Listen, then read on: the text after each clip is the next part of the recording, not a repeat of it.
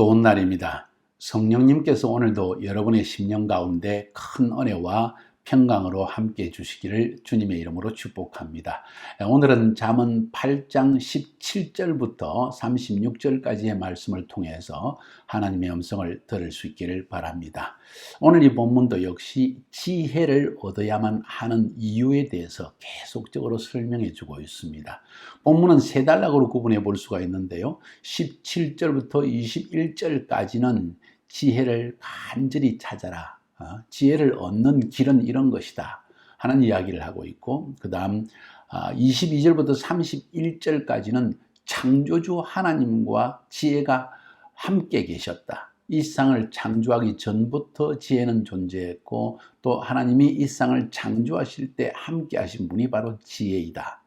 그러면 그 지혜가 누구인가에 대한 궁금증이 생길 것입니다. 마지막으로 32절부터 36절까지 해서 마지막 권고입니다. 정말 축복받기 원하느냐, 인생의 생명을 얻기 원하느냐, 복받은 사람은 바로 지혜를 얻은 사람이다. 그 지혜를 위해서 매일 귀를 기울이고 그 말씀을 마음에 새기고 그 말씀을 가지고 살아가는 자가 바로 축복받은 자이다. 이런 말씀으로 하고 있는 것이 세 번째 부분입니다. 그래서 오늘 이 본문은 세 단락으로 구분해서 지혜를 얻는 것이 왜 중요한가 하는 것을 우리가 한번 살펴보기를 원합니다. 먼저 17절부터 21절까지는 지혜를 얻는 길에 대해서 이렇게 설명하고 있습니다. 17절에 제가 먼저 한번 읽어보겠습니다. 나를 사랑하는 자들이 나의 사랑을 입으며 나를 간절히 찾는 자가 나를 만날 것이니라. 지혜를 의미합니다. 지혜를 의인화했습니다. 지혜를 마치 사람처럼 상징적으로 표현했습니다. 지혜를 사랑하는 자들이 나의 사랑, 지혜의 사랑을 입고 나 지혜를 간절히 찾는 자가 나 지혜를 만날 것이다. 그러니까 우리가 참으로 이 세상에서 지혜를 얻지 못한 이유에 대해서 뭐라고 이야기하느냐? 찾지 않기 때문이다. 사모하지 않기 때문이다. 그래서 성경에 보면 야고보서 1장 5절 신약 성경이도 거기서도 이렇게 야고보 사도가 이야기합니다. 너희 중에 누구든지 지혜가 부족하거든 모든 사람에게 후히 주시고 꾸짖지 아니하시는 하나님께 구하라. 그리하면 주시리라. 하나님께 지혜를 구하면 주신다는 것입니다. 왜냐하면 그것이 하나님이 기뻐하시는 일이기 때문에. 하나님은 자기가 창조하신 인간이 미련하고 우둔하게 세상에서 멸망당하고 병들고 고통스럽게 사는 것을 원치 않으십니다. 하나님은 자기가 창조하신 인간들이 하나님이 주시는 지혜를 받아서 참으로 복된 인생을 살기 원하십니다. 그런데 그 하나님의 지혜를 얻는 길에 대해서 성경은 뭐라고 이야기하느냐? 간절히 찾으면 하나님이 절대로 야단치지 않으신다. 그리고 후히 주신다. 우리가 인생을 살아가면서 참 지혜가 부족한 걸 많이 느끼지 않습니까? 문제는 내가 지혜가 부족한 것을 알면서도 하나님께 구하지 않기 때문에 받지 못한다고 성경은 우리에게 이야기하고 있는 것입니다. 오늘 한 가지 중요한 걸 배웠습니다. 내가 지혜가 부족할 때 나는 배운 것이 없어서, 나를 가르치는 사람이 없어서, 대학을 졸업 못해서, 이게 문제가 아니라 지혜는 학력과는 다른 것이라는 거예요. 우리가 하나님께 구하기만 하면 하나님은 능히 후히 주시려고 준비하고 계신다. 자, 이 소망의 말씀을 붙들고 지혜를 소유하기 바랍니다. 왜 이렇게 이 지혜를 간절히 찾아야 되는가에 대해서 18절부터 21절까지 이야기합니다. 부귀가 내게 있고 장구한 재물과 공의도 그러하니라. 내 열매는 금이나 정금보다 나으며 내 소득은 순은보다 나으니라. 나는 정의로운 길로 행하며 공의로운 길 가운데로 다니나니 이는 나를 사랑하는 자가 재물을 얻어서 그 곳간에 채우게 하려 함이니라. 그러니까 하나님은 지혜를 사랑하는 자가 하나님으로부터 재물을 얻기를 원한다는 거예요. 그 곳간에 가장 채워주기를 원하신다는 겁니다. 그러니까 우리는 지혜를 얻기만 하면 되는데 얻는 길은 하나님께 간절히 구하는 것이다. 그리고 주님 나에게 지혜를 주시옵소서 간구하여서 그것을 얻기만 하면 어떤 축복이 있냐? 부귀가 있다. 장구한 재물, 장구한 재물이라는 것은 사라지지 않는 재물. 열심히 벌었는데 한순간에 날아가 버리는, 허랑방탕해서 날리든지 무슨 문제가 생겨서 날리든지 그런 것이 아니라 계속 자손대대로 흘러가는 재물을 주신다. 공의도 주신다. 이 말은 바른 삶을 사는 지혜를 하나님이 우리에게 주신다. 결국 이 세상에서 오래 권력을 유지하는 사람, 오래 자기의 부유함을 소유하는 사람, 장구한 재물을 가지는 사람이 누군지 아세요? 의로운 사람입니다. 그 말은 율법적인 사람이란 뜻이 아닙니다. 그냥 바르기만 하고 떼쪽 같은 사람이란 뜻이 아닙니다. 자, 좀 이따 설명하지요. 20절에 나옵니다. 나는 정의로운 길로 행하며 공의로운 길 가운데로 행하나니. 정의, 공의. 제가 저희 강의 설교를 들은 분들은 다 알고 있습니다. 정의, 공의, 그것은 바로 히브리 성경에서 아주 절거히 사용하는 두 단어에서 나옵니다. 미시파트와 체다카. 미시파트라는 것은 공의, 공정한 의, 그것은 재판을 의미하는 것입니다. 부자라고 잘 봐주고 권력 있는 사람을 봐주는 그런 것이 아니라 대쪽같이 바른 그것이 정의, 공의입니다. 정의는 뭘까요? 만약 이것을 히브리 원문에서 가져온다면 체다카, 이것은 바로 하나님의 정의로운 자비라고 표현하는 것이 더 낫습니다. 무엇이 바른 것인가? 바른 자비이다. 그것은 가난하고 힘들고 어렵고 자기 힘으로 해결할 수 없는 사람에게 자비를 베푸는 것이 바로 하나님의 정의라는 거예요. 그래서 성경에 기본적으로 고아와 과부와 나그네, 외국인들이라는 거예요. 이런 사람들에게는 자비를 베푸는 것이 하나님의 정의이다. 체다카이다. 이렇게 말하는 거예요. 다시 말해서 지혜로운 사람은 이 하나님의 공의와 정의를 이 세상에서 실현하는 사람입니다. 기독교가 오늘 많은 지탄을 받는 이유 중에 가장 중요한 한 가지는 이 공의도 없고 정의도 없기 때문에 그런 거예요. 이 세상에서 예수를 믿던 사람이 있는지 믿지 않던 사람인지, 정치인들 가운데에서 정치 생명이 길지 못하는 이유 뭘까요? 부유한 사람들의 부가 오래가지 않는 이유가 뭘까요? 하나님이 인정하실 만한 공의와 정의가 없기 때문입니다. 여러분, 진짜 이 세상에서 오늘 성경이 말하고 있는 부귀, 사라지지 않는 재물, 그것을 얻기 원합니까? 그러면 공의와 정의를 지녀야만 합니다. 그래서 하나님은 이렇게 공의와 정의를 지니고 있는 지혜의 두 기둥이라고 말할 수가 있어요. 이 두 기둥을 가지고 지혜의 집을 지어가는 것입니다. 그것을 가진 사람에게 이 부귀와 재물과 이 모든 것을 주신다는 거예요. 그렇기 때문에 내 열매는 금이나 정금보다 나으며 내 소득은 순은보다 나으니라. 순은 그리고 정금, 이것은요 아무리 모아놔도 한순간에 사라질 수 있다는 것이지요. 그러나 지혜가 있는 사람, 그 사람에게는 이것이 그 정금도 순은도 따라온다는 거예요. 우리가 정금이나 순은을 따라가는 것이 아니라 지혜가 우리 속에 있다면 순은과 정금은 우리를 따라온다는 그런 이야기입니다. 그래서 이 지혜를 얻으려고 아주 간절히 찾고 구해라, 이런 조언을 우리에게 주고 있는 것입니다. 두 번째로 22절부터 31절까지로 넘어가 봅니다. 여기서는 아주 간단한 이야기를 하고 있습니다. 뭔 이야기입니까? 딱 두 가지입니다. 지혜는 하나님의 창조 전에 존재했고 하나님이 인간을 창조하시고 천지 만물을 창조하시는 그 일을 할 때 바로 그 자리에 함께 계셨다, 이런 이야기입니다. 이게 뭘까요 도대체? 이 지혜는 누구실까요? 그래서 많은 학자들의 여러 가지 이야기가 있습니다. 이거는 하나님께서 이 세상을 창조하실 때 함께 계셨던 바로 하나님의 말씀인 예수 그리스도시다 하는 사람들도 있고, 그건 아니고 하나님의 성령님일 것이다. 좋습니다. 어떻게 해도 좋습니다. 중요한 사실은 성부, 성자, 성령, 성부 하나님, 성자 예수 그리스도, 그분의 영이신 성령님, 이 삼위일체 안에 지혜가 존재한다는 것은 너무나 사실이죠. 그러나 이 지혜가 구체적으로 우리 삶에 적용되어질 때는 성령님으로 역사하는 것이 아닌가, 저는 그렇게 생각을 해봅니다. 제가 너무 성령님을 사랑해서일까요?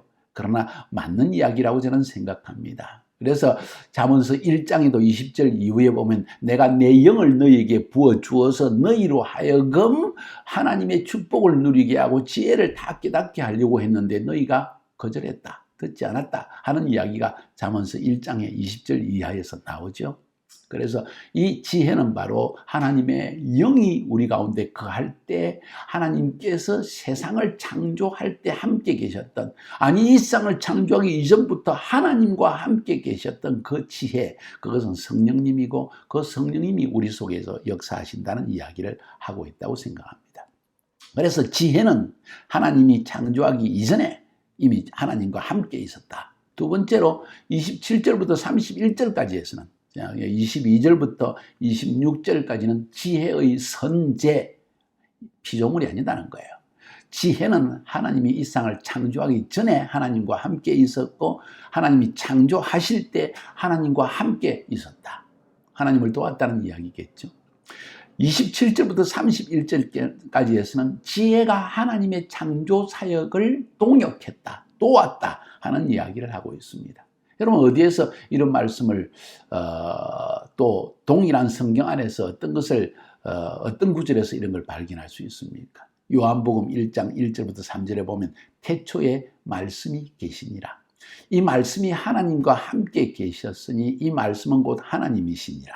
그가 태초에 하나님과 함께 계셨고 만물이 그로 말미암아 지은 바 되었으니 지은 것이 하나도 그가 없이는 된 것이 없으니라.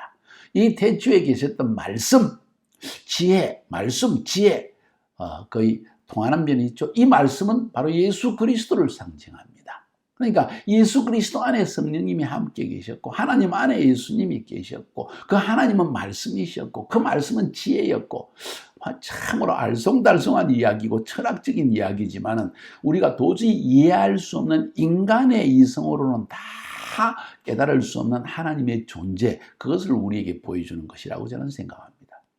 그래서 하나님은 지혜다 이렇게 해버리면 뭔가 좀 철학적이고 너무 심미적으로만 빠져버리기 때문에 하나님의 존재 자체가 사라지는 것처럼 느낌이 들지 않습니까? 그래서 성경을 읽어보면요, 철학만이 아닙니다. 이건 단순한 논리가 아닙니다. 수학도 아닙니다. 그 안에 하나님의 신비스러운 진리가 담겨져 있는 것입니다. 자, 그 다음 계속해서 골로새서, 신약성경 골로새서 1장 15절부터 17절에도 여기에 대한 언급이 나옵니다. 그는 예수 그리스도는 보이지 아니하시는 하나님의 형상이요. 예수님은 하나님의 형상이다. 보이지 않는 하나님의, 우리 눈에 보이는 형상으로 오신 분이 예수시다. 그 하나님, 예수님이 바로 하나님이다 이 말이죠. 모든 창조물보다 먼저 나신 자니 만물이 그에게 창조되되 그를 위해서 창조했다는 거죠. 먼저 나신 자다, 나신 자라는 말을 사용하고 있습니다. 여기는 하나님이 예수님을 태어나게 했다 이런 의미가 아니라 처음부터 이 세상의 존재의 시초부터 있었던 분이라 그런 의미입니다. 하늘과 땅에서 보이는 것들과 보이지 않는 것들과 혹은 보좌들이나 주관들이나 정사들이나 권세들이나 만물이 다 그로 말미암아 그를 위해 창조되었고 또한 그가 만물보다 먼저 계시고 만물이 그 안에 함께 섰느니라.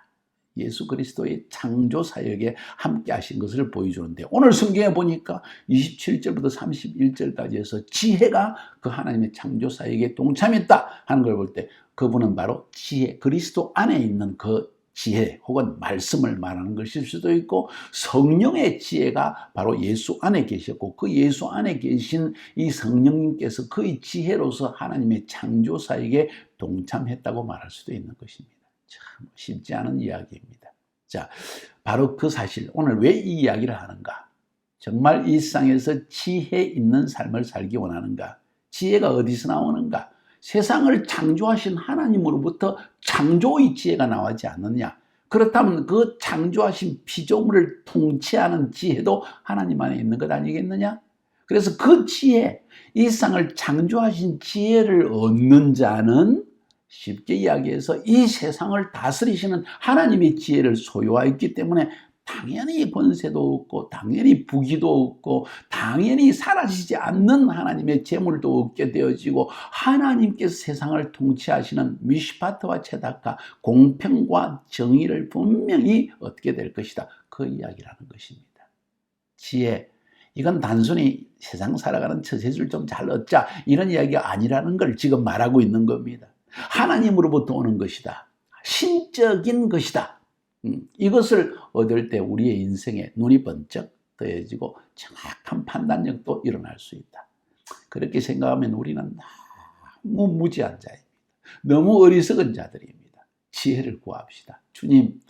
주님의 발등상도 만질 수 없는, 정말 주님의 신발끈도 풀 수 없는 그런 미약한 존재고 부족한 존재요, 가난한 존재입니다. 나에게 지혜를 주시옵소서. 정말 지혜를 주시옵소서.